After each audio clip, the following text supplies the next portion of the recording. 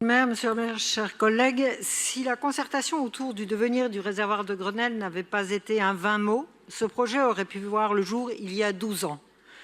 Car voilà 12 ans que plusieurs d'entre nous, et au premier rang desquels Philippe Goujon, accompagnons les riverains pour la transformation du réservoir de Grenelle en espace de biodiversité. Je rappelle que l'aventure a commencé en 2013 avec un projet édifiant porté par la maire de Paris, alors adjointe à l'urbanisme, qui avait décidé de détruire les réservoirs et leurs magnifiques structures voûtées pour y construire plusieurs bâtiments de logement, dont un R+7 côté rue Ivard, une vraie opération de densification qui a suscité l'ire des riverains et la création de l'association Respiration 15, portée par Gérard Deragobian et Agnès Lauzet, aujourd'hui malheureusement décédée.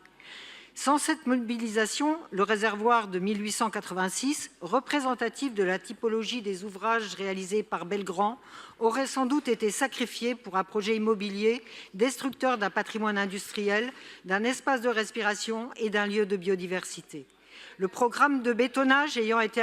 abandonné et le site classé en espace vert, les réservoirs ont alors été proposés en 2016 dans le cadre du premier appel à projet Pariculteur. La lauréate, qui prévoyait d'y développer une ferme aquaponique avec élevage de truites et maraîchage, entendait y installer 2 serres en polyéthylène, un ascenseur et 2 conteneurs, le tout à grand renfort de subventions. Une telle perspective génératrice de nuisances sonores, olfactives et qui plus est fragile sur le plan économique a conduit les riverains à intensifier leur mobilisation et à mener un long combat que nous avons d'ailleurs relayé ici même à travers plusieurs vœux dont notre Assemblée a débattu sous la précédente mandature et l'actuelle.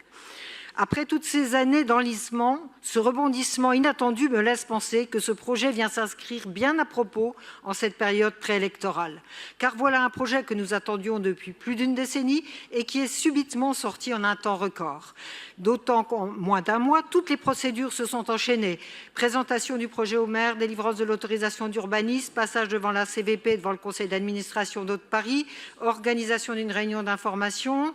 et enfin, un vote en conseil d'arrondissement le 8 décembre. Un passage express. Ceci étant dit, les intentions paysagères qui nous sont proposées ce soir reprennent bien l'esprit du contre-projet esquissé par l'association Respiration 15, avec notamment le respect du patrimoine, la plantation d'une centaine d'arbres, des espaces engazonnés sur la moitié de la longueur des bassins, une réserve de biodiversité, mais aussi des visites découvertes animées par les conférenciers de l'ADEVE. Si nous adhérons au projet proposé, avec Philippe Goujon, nous souhaitons que plusieurs demandes exprimées lors de la réunion d'information soient prises en compte, en particulier la réalisation d'une zone humide favorisant la venue des oiseaux, un suivi de la biodiversité du site et sa labellisation comme refuge de biodiversité, le ravalement des murs qui bordent les bassins, mais aussi la mise en place de panneaux informatifs sur le mur aveugle de la rue Ivard, l'idée étant, entre autres, d'y présenter les anciens et les nouveaux usages de ce patrimoine qui passe d'un réservoir d'eau non potable à un réservoir de biodiversité.